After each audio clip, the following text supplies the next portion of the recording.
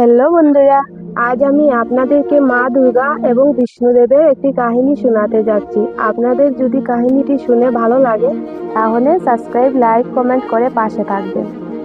তো আজকে আমি শুরু করছি সেই কাহিনীটি।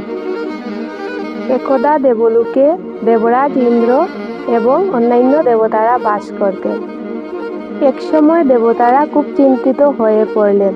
মর্তে তখন ঘোর কলি, মানুষ ধর্মকর্ম ভুলে কেবল নিজেদের নিয়ে ব্যস্ত। তারা ভাবলেন একবার পরীক্ষা করে দেখা যাক মর্তে এখনো ভক্তি অবশিষ্ট আছে কিনা।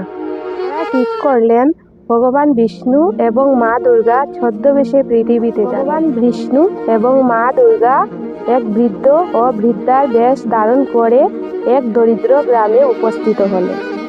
এক অতি নীলকণ্ঠ এবং সরলা নামে দুজন বৃদ্ধ ব্যক্তি বাস করতেন। তাদের নিজেদেরও খাওয়ার পড়ার কোনো ঠিক ছিল না, কিন্তু তাদের মনে ভক্তি ছিল অটল।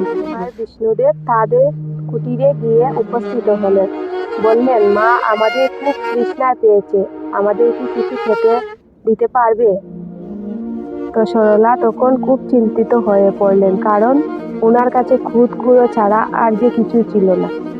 সরলা বললেন, বাবা, আমাদের যে খুদকুড়ো ছাড়া আর কিছুই নেই।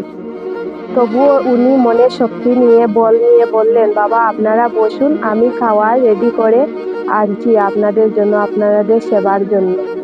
সরলা পরম আদরে বৃদ্ধ ও বৃদ্ধের সেবা করলেন। তিনি নিজের জন্য রাখা খুদকুড়োটুকু তাদের পাতে তুলে দিলেন। মা দুর্গা খুব খুশি।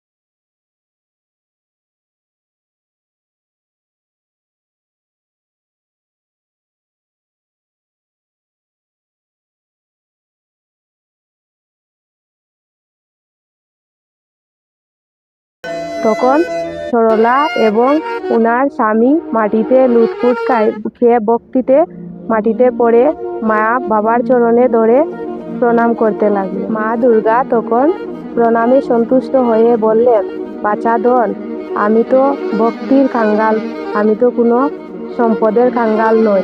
তোমাদের কুটির আজ থেকে অন্নপূর্ণার ভাণ্ডার হবে, কখনো কোনো অর্থের অভাব হবে না। তখন সরলা এবং নীলকণ্ঠ উনি বৃদ্ধ ও বৃদ্ধাদের প্রণাম জানিয়ে বিদায় জানালেন। আমার কাহিনীটা আপনাদের কেমন লেগেছে কমেন্টে আপনাদের মতামত জানাতে পারেন। লাইক, শেয়ার, সাবস্ক্রাইব করে পাশে থাকবেন। আর এইরকম নতুন নতুন ভিডিও নিয়ে আপনাদের মধ্যে আমি প্রত্যেকদিন চলে আসব।